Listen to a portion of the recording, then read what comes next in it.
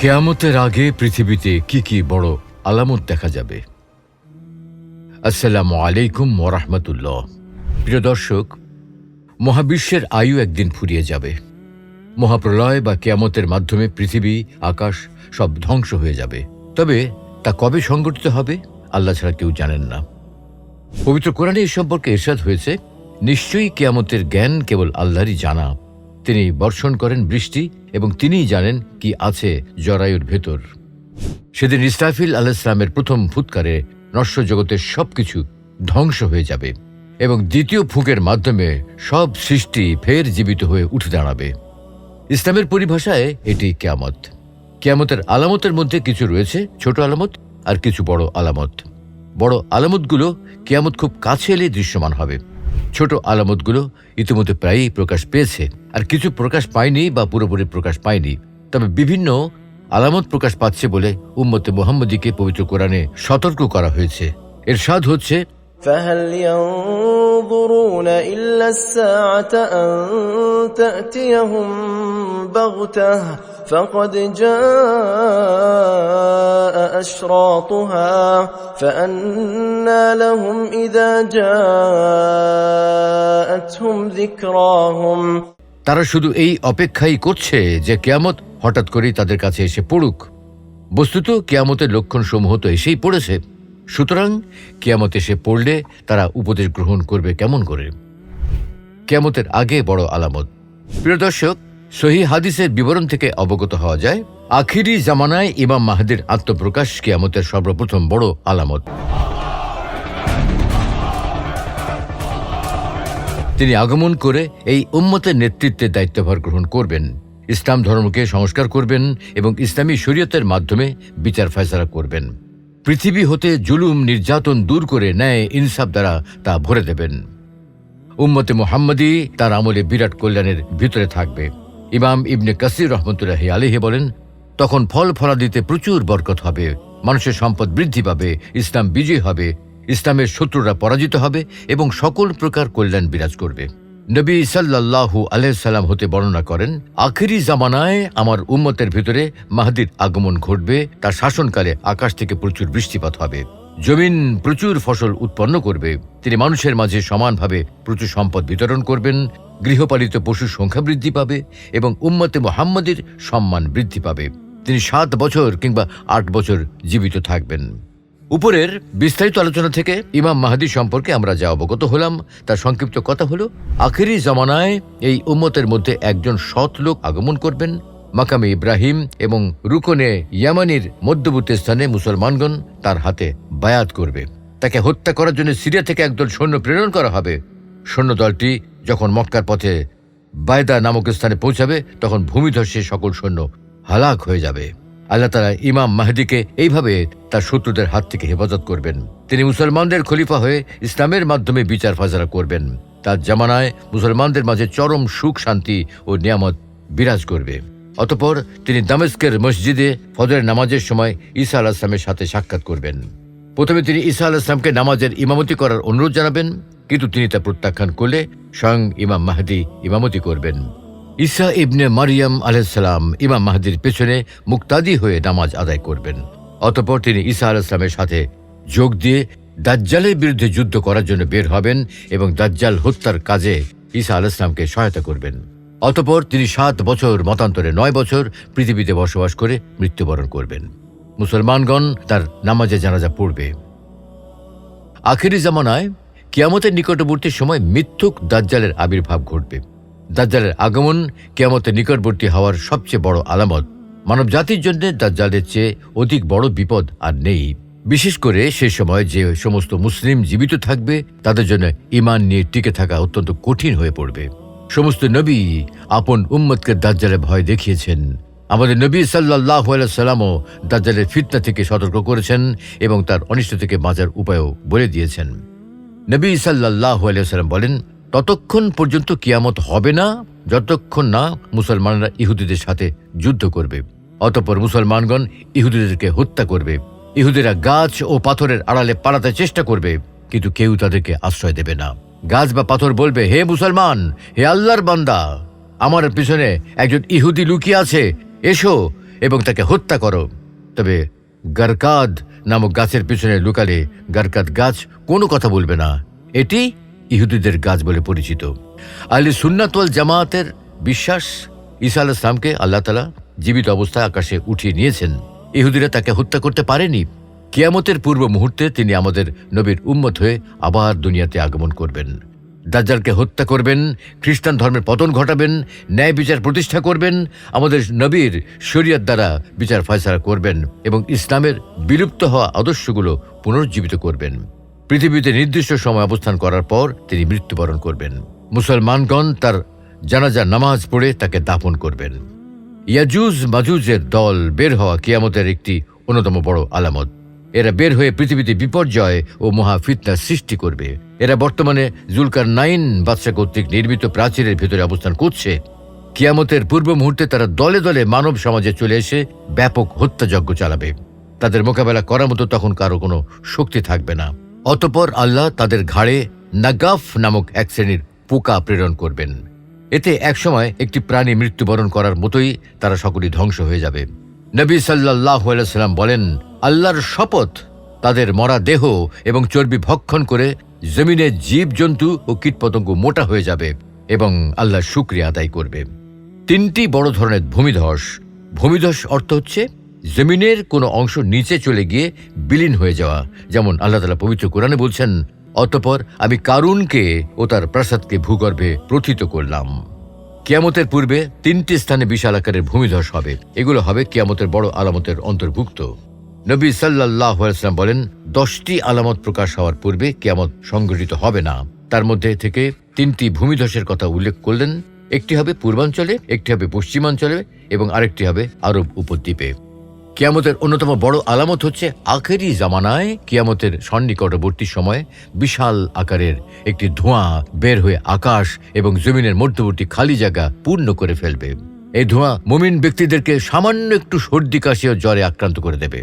কাফেরদের শরীরের ভিতরে প্রচণ্ডভাবে প্রবেশ করবে, ফলে তাদের শরীর ফুলে যাবে এবং শরীরের প্রতিটি ছিদ্র দিয়ে ধোঁয়া বের হবে। এটি তাদের জন্য একটি যন্ত্রণাদায়ক আযাবে পরিণত হবে। আল্লাহ তাআলা পবিত্র কোরআনে বলছেন, فارتقب يوم تأتي السماء بدخان مبين يغشى الناس هذا عذاب أليم ربنا اكشف عنا العذاب إنا مؤمنون। অতএব তুমি অপেক্ষা করো সেই দিনের, যেদিনের আকাশ ধোঁয়ায় আচ্ছন্ন হবে এবং তা আচ্ছন্ন করে ফেলবে মানব জাতিকে। এটা হবে এক যন্ত্রণাদায়ক শাস্তি। তখন তারা বলবে, হে আমাদের প্রতিপালক, আমাদেরকে এই শাস্তি হতে মুক্তি দিন, আমরা ঈমান আনয়ন করব। তারা কি করে উপদেশ গ্রহণ করবে? তাদের কাছে তো এসেছে সুস্পষ্ট একজন রসূল। অতঃপর তারা তাকে পৃষ্ঠ প্রদর্শন করে বলেছে, সে তো শেখানো কথা বলছে, সে তো একজন পাগল। আমি আযাব একটুখানি সরিয়ে দিচ্ছি, কিন্তু এরপরও তোমরা পূর্বের ন্যায় আচরণ করবে। পশ্চিম আকাশে সূর্যোদয় হবে।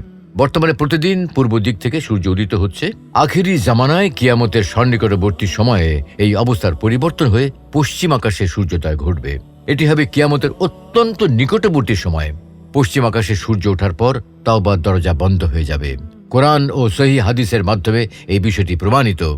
আল্লাহ তাআলা পবিত্র কোরআনে বলছেন, তারা শুধু এই বিষয়ের দিকে চেয়ে আছে যে তাদের কাছে ফেরেশতা আগমন করবে, কিংবা আপনার পালনকর্তা আগমন করবেন, অথবা আপনার পালনকর্তার কোনো নিদর্শন আসবে। যেদিন আপনার পালনকর্তার কোনো নিদর্শন এসে যাবে, তখন এমন ব্যক্তির ঈমান কোনো উপকারে আসবে না যে পূর্ব থেকে ঈমান আনয়ন করেনি কিংবা স্বীয় বিশ্বাস অনুযায়ী কোনো সৎ কাজ করেনি।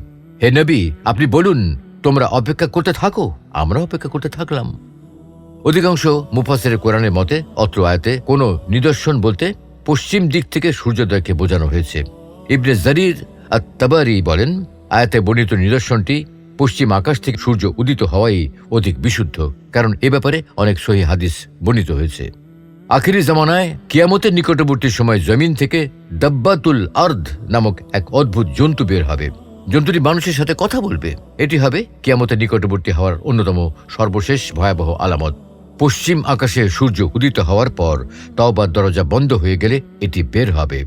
সহিহ হাদিস থেকে জানা যায়, পশ্চিম আকাশে সূর্য ওঠার কিছুক্ষণ পরেই জমিন থেকে এই অদ্ভুত জানোয়ারটি বের হবে। তওবার দরজা যে একেবারেই বন্ধ হয়ে গেছে এই কথাটিকে চূড়ান্তভাবে প্রমাণ করার জন্য সে মুমিনদেরকে কাফের থেকে নির্দিষ্ট চিহ্নের মাধ্যমে আলাদা করে ফেলবে। মুমিনের কপালে লিখে দেবে মুমিন এবং কাফেরের কপালে লেখা থাকবে কাফের। কিয়ামতের সর্বশেষ আলামত। কিয়ামতের পূর্বে ইয়ামানের আদন নামক স্থানের গর্ত থেকে একটি ভয়াবহ আকারের আগুন বের হয়ে মানুষকে হাসরের দিকে একত্রিত করবে। মুসলিম শরীফে হুযায়ফা রাহমাতুল্লাহ আলাইহি থেকে বর্ণিত, তিনি বলেন, একদা রাসূলুল্লাহ সাল্লাল্লাহু আলাইহি ওয়াসাল্লাম আমাদের কাছে আগমন করলেন। আমরা তখন কিয়ামত সম্পর্কে আলোচনা করছিলাম।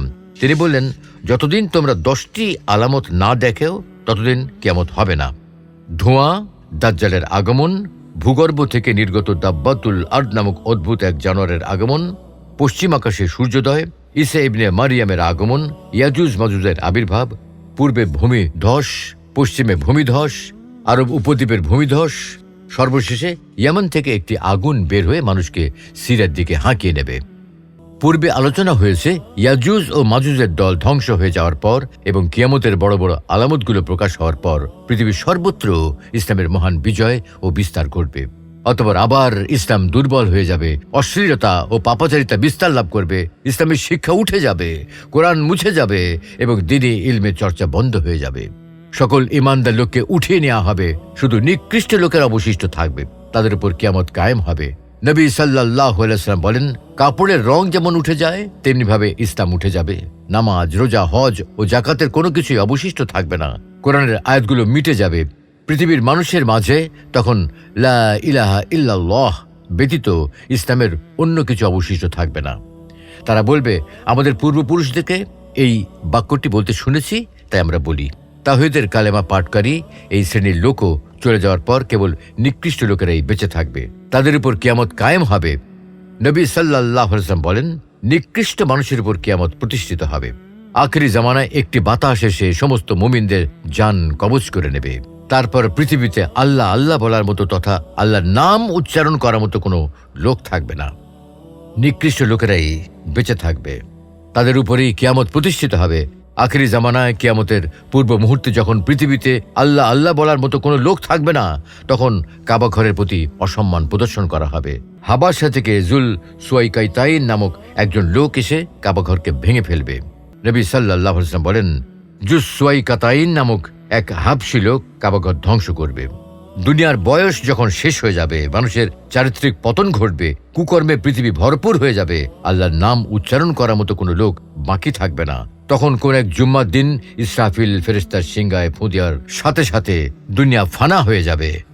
এ ব্যাপারে আল্লাহ তাআলা পবিত্র কোরআনে বলছেন, ونفخ في الصور فصعق من في السماوات ومن في الأرض إلا من شاء الله ثم نفخ فيه أخرى فإذا هم قيام ينظرون।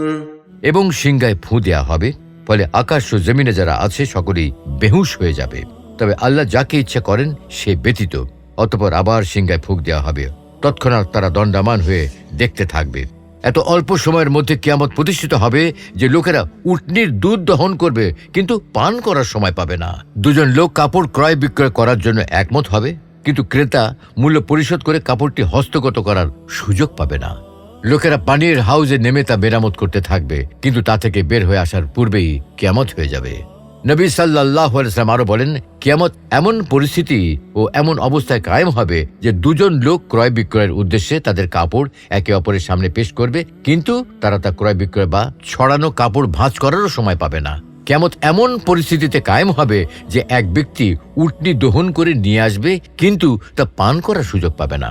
কিয়ামত এমন পরিস্থিতিতে কায়েম হবে এক ব্যক্তি পশুকে পানি পান করানোর জন্য চারি বসাতে থাকবে, কিন্তু তার পশুকে পানি পান করানোর সুযোগও পাবে না। কিয়ামত এমন পরিস্থিতিতে কায়েম হবে যে এক ব্যক্তি মুখে খাদ্যের লোকমা উঠাবে, কিন্তু তা মুখ দিয়ে খাবার সুযোগ পাবে না। সর্বশেষ পরিস্থিতি সম্পর্কে রাসূল সাল্লাল্লাহু আলাইহি ওয়াসাল্লাম বলেন, অতঃপর সিংহায় ফুঁক দেওয়া হবে। সিংহায় ফু দেওয়া মাত্রই প্রত্যেক ব্যক্তি তা কান পেতে শোনার চেষ্টা করবে। সর্বপ্রথম উটের হাউস মেরামতরত একজন ব্যক্তি সেই শব্দ শুনতে পেয়ে বেহুশ হয়ে পড়ে যাবে। অতঃপর সকল মানুষ সেই শব্দ শুনে বেহুশ হয়ে যাবে। তারপর আল্লাহ তাআলা শিশিরের ন্যায় এক প্রকার হালকা বৃষ্টি বর্ষণ করবেন, তাতে মানুষের দেহগুলো গজিয়ে উঠবে। পুনরায় সিংহায় ফুৎকার দেওয়ার সাথে সাথে সকল মানুষ আল্লাহর দরবারে হাজির হবে। আল্লাহ রাব্বুল আলামিন আমাদের সকলকে কিয়ামতের যথাযথ প্রস্তুতি গ্রহণ করার তৌফিক দান করুন। আমিন।